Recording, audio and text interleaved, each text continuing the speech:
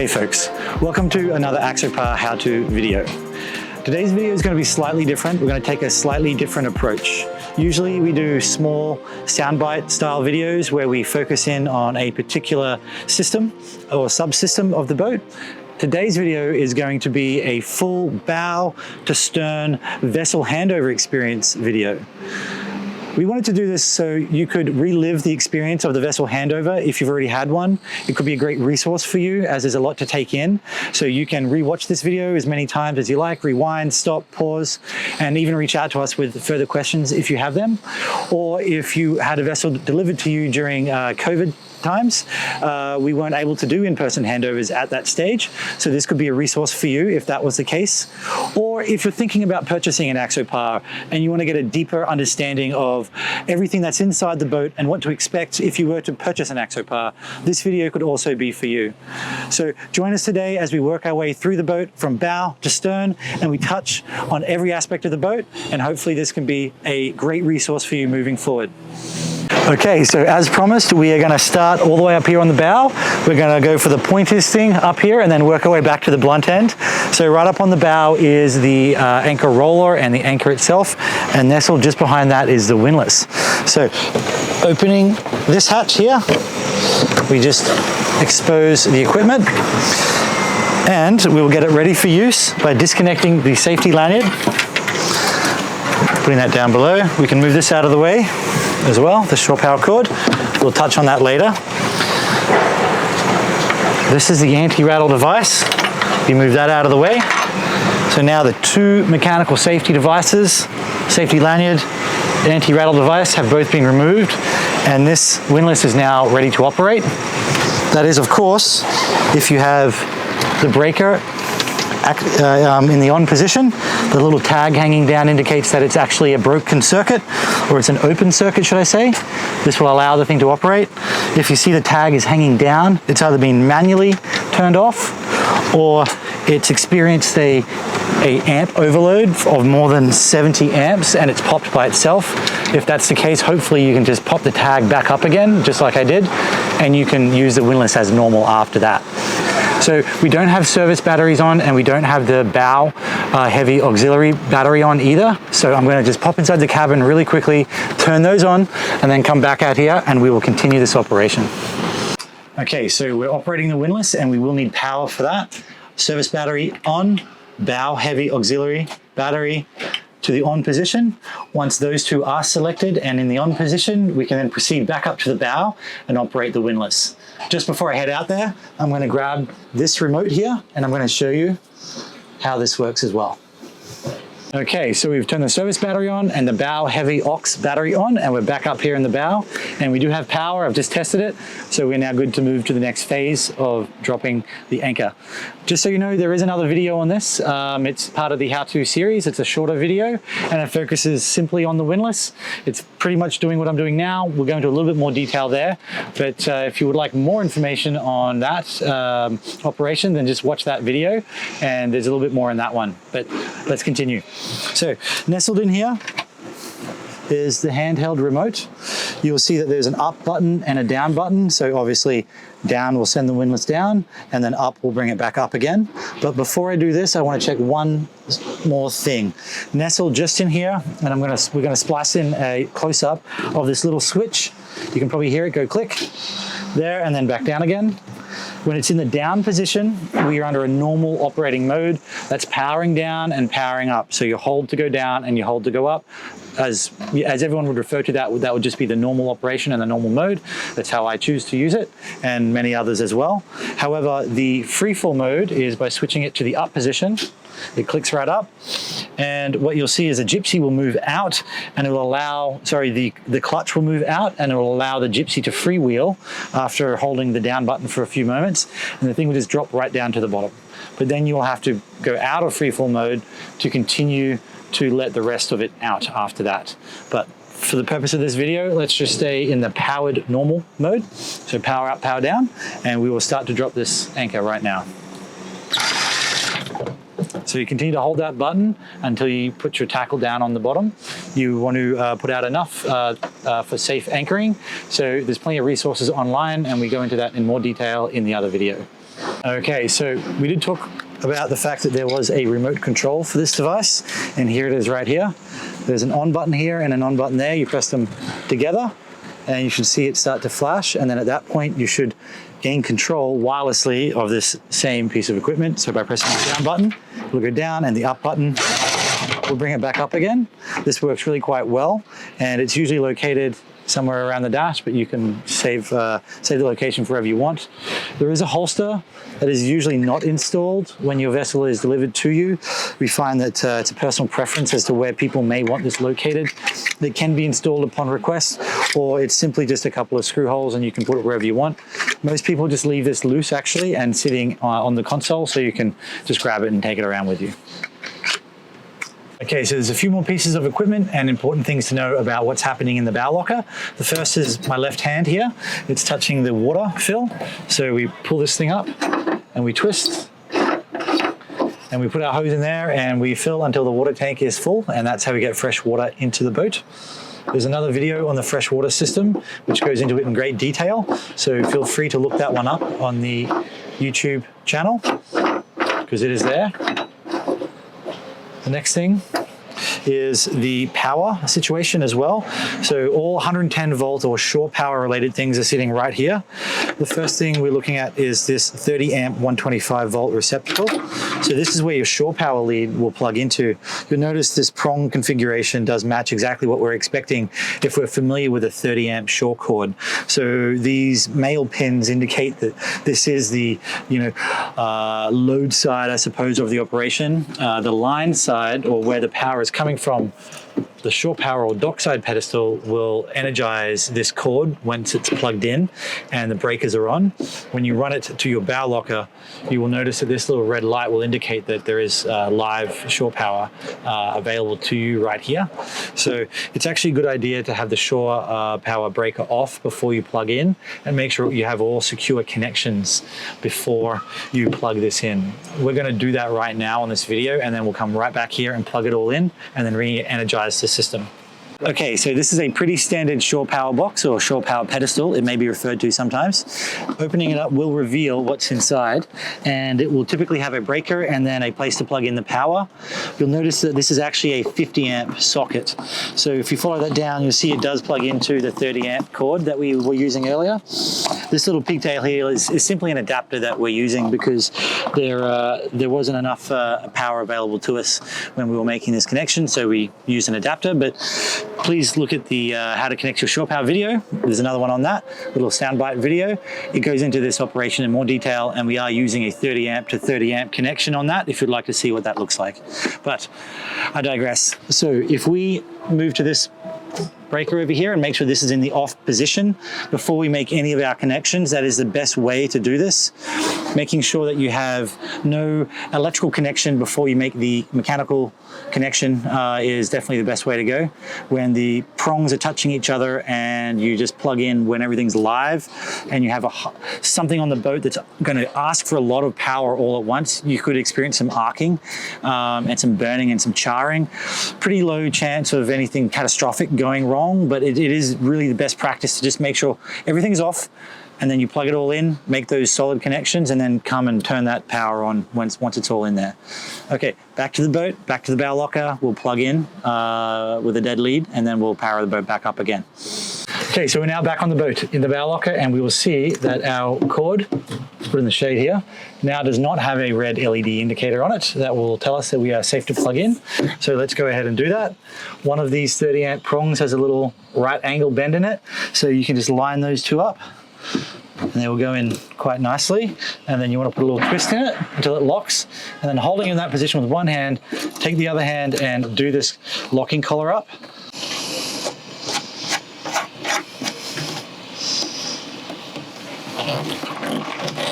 Okay. Now that that is nice and tight, I would be happy to leave that and then go and turn the power back on the pedestal. We will see that this red light will illuminate when we do that. And there's some more components in here which I'm going to show you in just a moment inside the main AC breaker box. Okay, so as promised, here we are with the light back on. Yes, I'm doing some point of view photo shooting here because unfortunately there wasn't enough room in here for both me and Dingvir. So down here is the breaker box that I was telling you about, and you can see that there's a bunch of breakers in here. And then over here on the far right hand side, we do have a voltage readout. So right now it looks like 122 volts is coming into the vessel. And we also have here a main breaker for the RCD. RCD does refer to residual current device. It's essentially like a GFCI. It works very similarly to that. It detects any leakage current and will trip if that's happening. Just to the right of that, you'll see that it tells you that power is available by that green light. And then the red light there will actually let you know if there's a reverse polarity situation. So that is essentially that hot and neutral are switched around. So if that's the case, definitely stop and seek further advice by a professional. Moving along is the main 30 amp breaker, just to the right of that. That one there basically is the main supply for all. And then over there to the right of that is the receptacles breaker. That one drops down to 15 amps and is basically for the receptacles inside only, and that's all it does. To the right of that one is the charger. So that one's just the battery charger itself.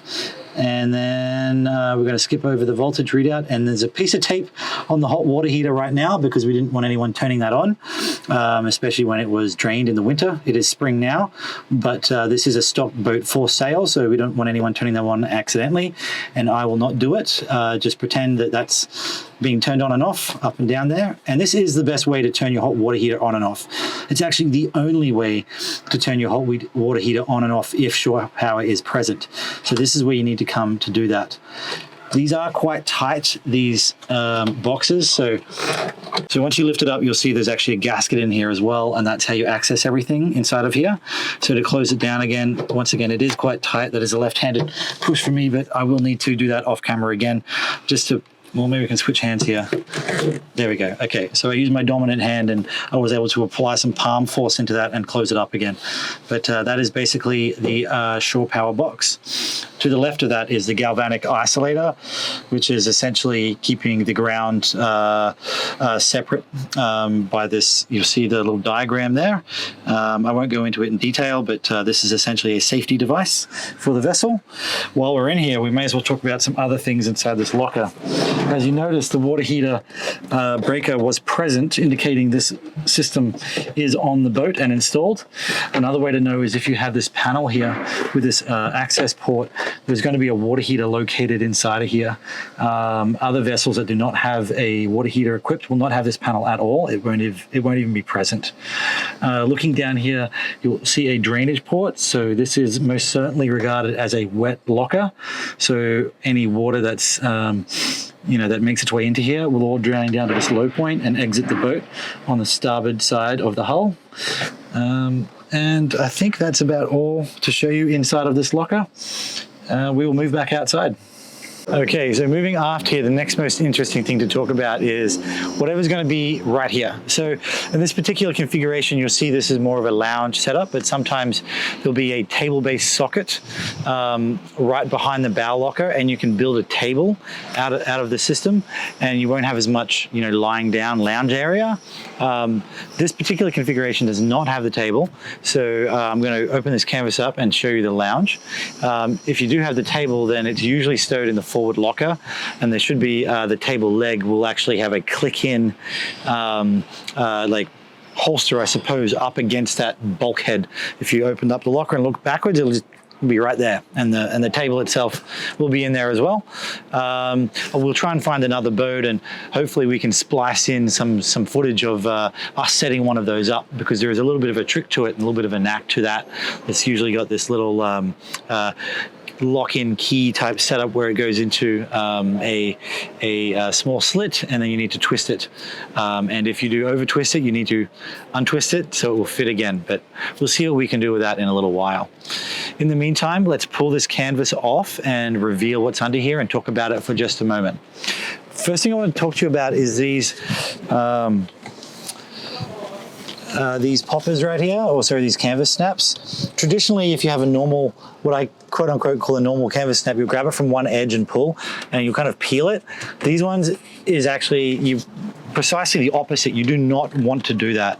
You want to put pressure on both sides and then come straight out with it, and it should come straight off.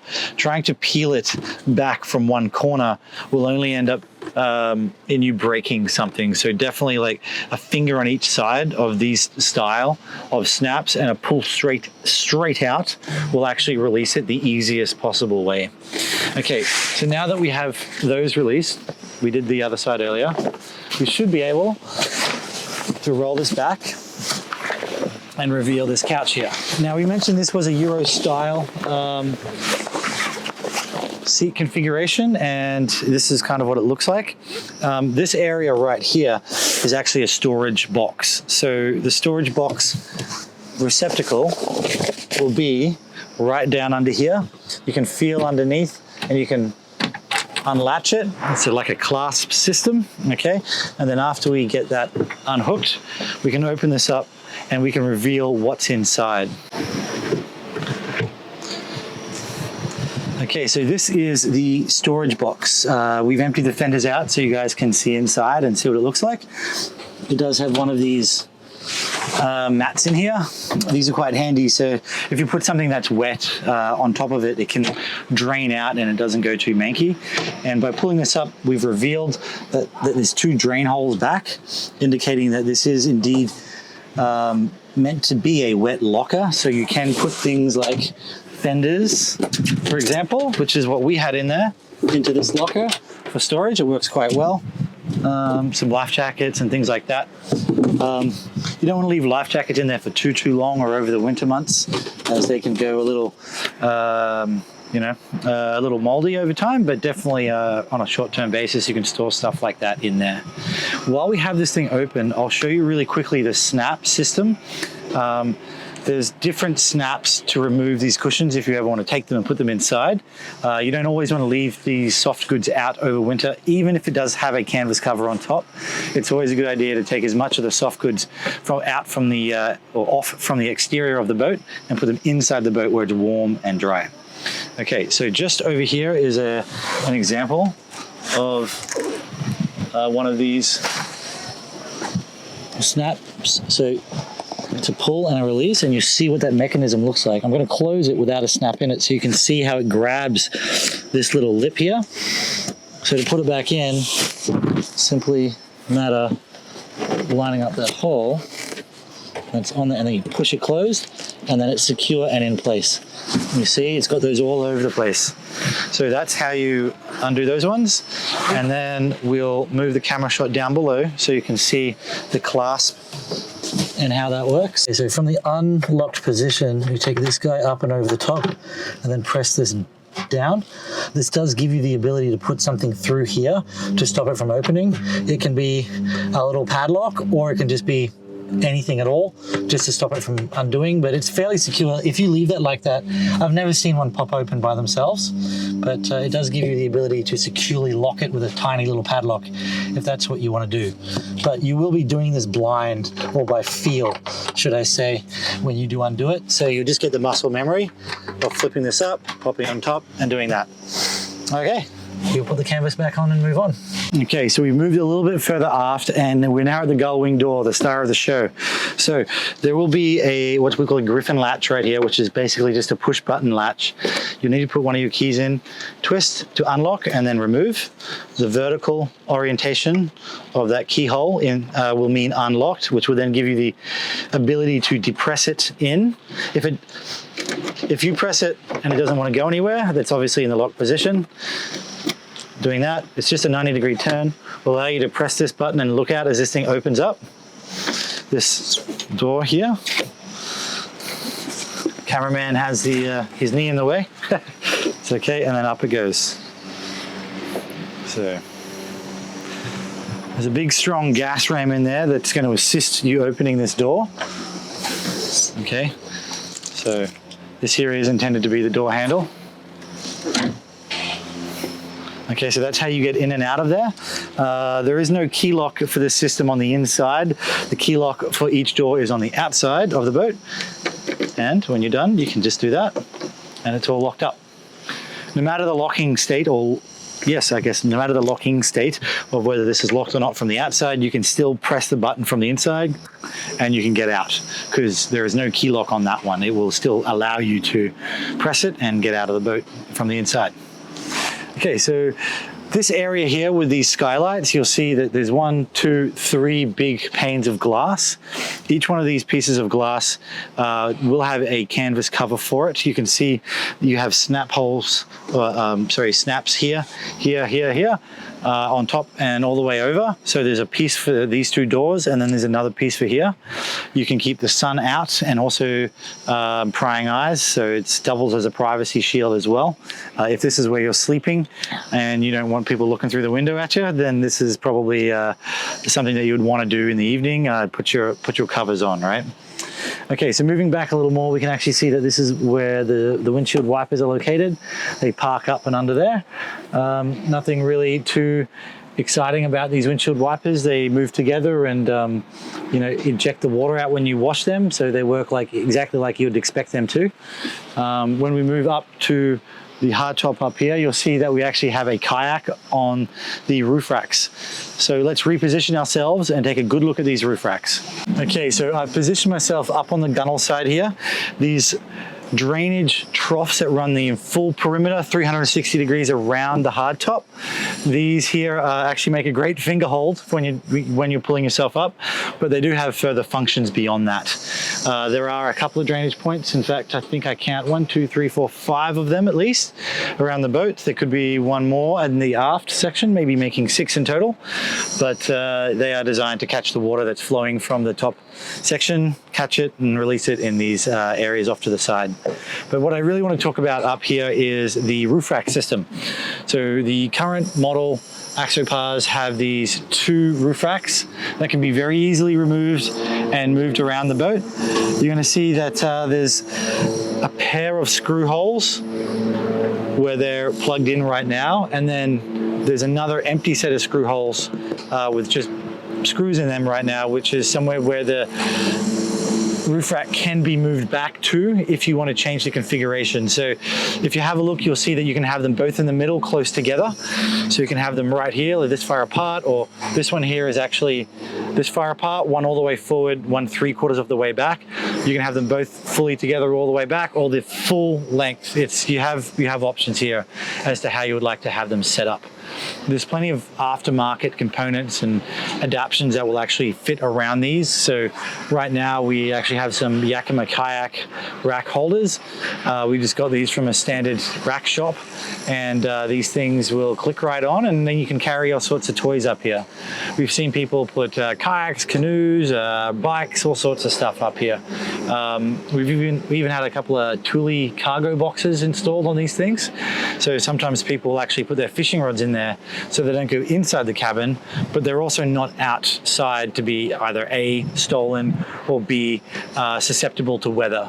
So you can put all sorts of stuff in that Thule box as well, and it gives you another option. So anyway, roof racks are an awesome addition to a boat like this, as it really is targeting the adventure market. So this opens up all sorts of options for that. So we're going to pan to the rear of the vessel, and we're going to have a quick look at the mast just back here, and there's a few items on there to discuss. So we have VHF antennas, and we have a GPS puck on top, what we can't see right now, but it's up there. There is also an all-round white light, which is part of the navigation light system.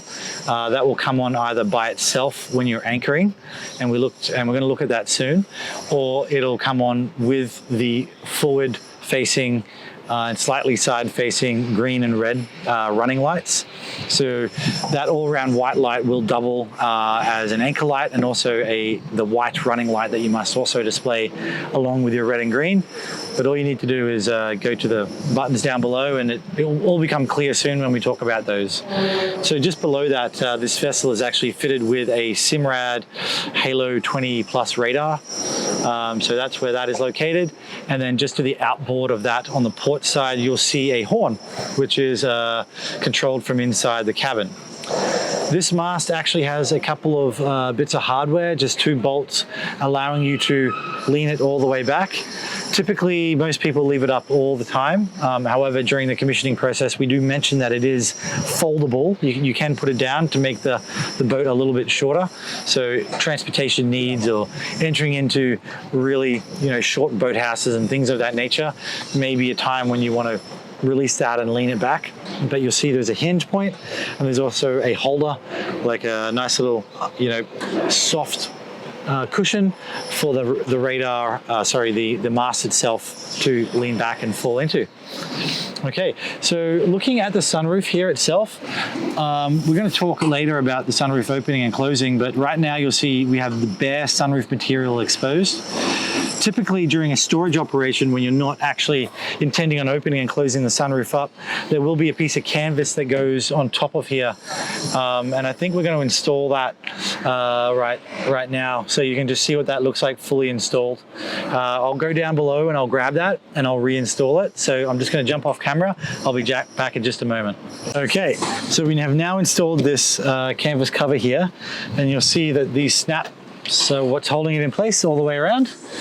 And these ones are the traditional snaps that I mentioned earlier. You can grab these and pull them from the corners, no problem. And you want to make sure every single one of them is securely snapped in place. These actually stay in place a lot better than what you would imagine while you're going high speeds. There's a little bit of a lip right here, and this seems to do a really great job of deflecting that airflow, and it prevents the air from getting under it and lifting it up and off. I have never heard of one of these coming off while underway, provided that it was securely fastened with all the snaps. So this is definitely the default. You want to leave this on unless you intend to take the sunroof off, or unless you know you have a very long run of weather where you know it cannot rain. You want to have these on for the rain, as I mentioned, as well, for sure, because these do a much better job of deflecting the water out and around all of the mechanisms for the sunroof itself. Water can get in and around if this is not in place. So yeah, have this set up. Okay guys, so we'll leave this here and we'll keep moving.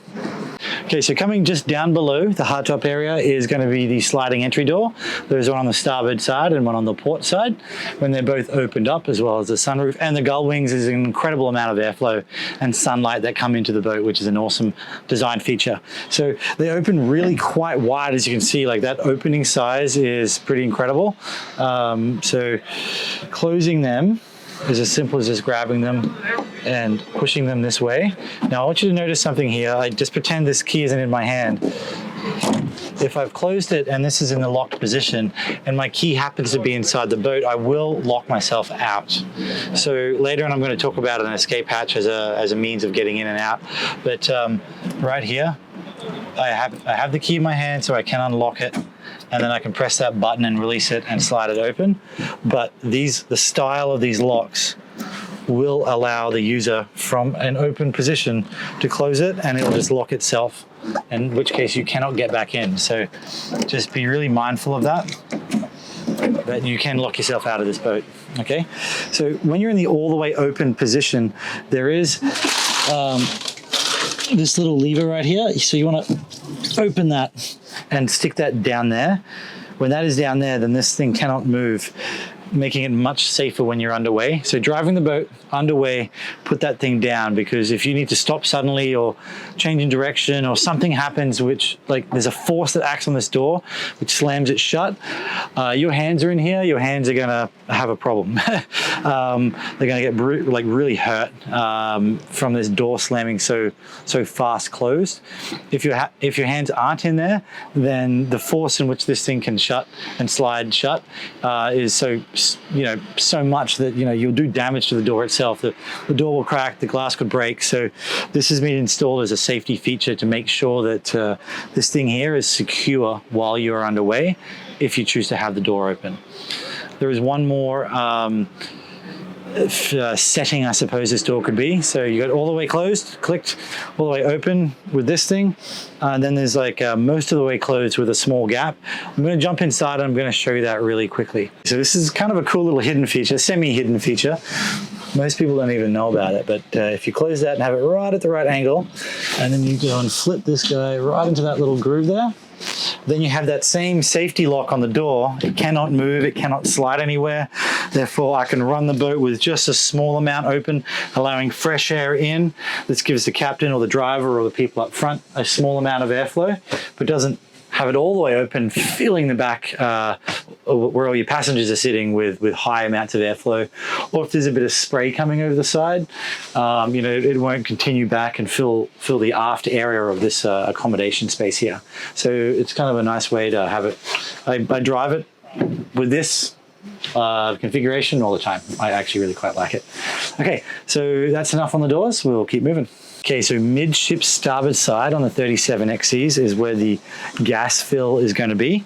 So if you're filling up at a fuel dock, always do a starboard tie. Pretty easy because you're going to be on the starboard side of the boat driving it anyway, so it works quite well. That's probably why they put it where they put it.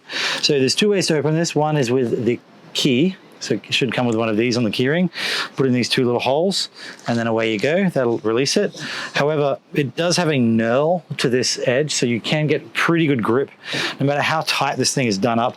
I've never found myself needing the key to get it undone. You should be able to get it undone without it. So anyway, most places will ask you to turn off your batteries and things of that nature, but please follow any rules or guidelines at your local gas dock as far as powering down. But this is where the gas is located, the gas fill, should I say, is located. Okay, so moving a little bit further back now, we've now entered the aft deck area. You'll see this strange looking molded thing. No, it doesn't come off. It's simply there to make a vent hole for the Webasto heater system. Is actually located under my feet. It's installed in a compartment that's really just in a service location. So it's not in a locker that you would access very often, but it draws its fresh air in through this port and then into the heating system and then disperses it around the boat. Underneath that is your fire extinguisher in here. So there's one on the starboard side as well in exactly the same location. And we typically ship one loose inside the vessel as well. So that'll be in one of the lockers inside. Moving back just a little bit further, we have a storage locker here. Inside here is generally ropes and fenders and things of that nature. You'll have these guys right here, which you can, put some rope on them and hang stuff from these cords, which will just make things a little bit neater and tidier in there. You'll see that it's got a gas ramp to make opening and closing a little bit easier. This thing here is the closing mechanism, so that's how that works, and that makes it nice and tight. If you want to put it this way, then that will actually prevent it from being locked at all. So if you want to just keep it in that very fast open close mode, but if you want to lock it, you twist it around 180 and then do it that way. Okay, so this one's fitted with a ski bar. There is a bit of a warning on here about not using towables, so things like ski biscuits and stuff like that. There's a warning on there, so just be advised and proceed at your own risk. This aft bed area is one of the ways into the cabin space, as it were. So just under here, we can see that these are the dogs, which we're going to talk about inside the cabin. These are actually in the locked position, so I cannot enter unless I unlock it from the inside. But if we drag this forward and open this one up this way, you'll see here's the other hatch here, which is the forward hatch, and these will open in a butterfly motion. They hinge like this. And let's see if these dogs are locked. They are locked. So I'm going to talk about escaping in through these as opposed to out through these later when I'm inside a little bit more. But know that being able to access and come in from the outside could be of an advantage to you. You lose the security of having a locked boat, but if you do happen to lock yourself out, you can get back in through here. So keep that in mind. We'll talk about that more inside. Okay, so on the port side of the boat, there's a few devices over here that we should probably mention. So another locker to the side. Inside of here, we have the handle for the bilge pump, the emergency bilge pump. So this is the manually bailing one. It does not require electricity. You lift up this port in here, and this is inserted and it will pump water from the bilge and eject it overboard. Should you have an emergency and a loss of power, you can still pump overboard with this handle. Right above that is this device here, which is the shower. So this one has a hot-cold mixer. If it doesn't have hot water equipped, it won't have the hot. But this is basically, you twist it and water will come out, and then you twist it and it will stop flowing. So that's how that one works. And you simply just pop it back in there and it should be good to go. You will need your water pressure on inside as well. So we're going to talk about how to turn your water pump on, and there's another video on the water system as well. So make sure you watch that one if you want to know more about the water system in general. But you will have no pressure here unless the water pump is turned on from the inside and you have the 12 volts active. Okay, so right ahead of that is the diesel fill. This will take 20 liters of diesel, and it is what your Webasto system runs on. Okay, so that is the fill port for that one. And then turning around to the aft side, you'll see the flag pole. So there's a little button right here to press it and to release it. That makes this thing go in and out, which is basically how that is secured. So after you put it in, give it a bit of a tug, just make sure it's not going to come out. And that's that. I think we can wrap up the exterior of the vessel and now move inside.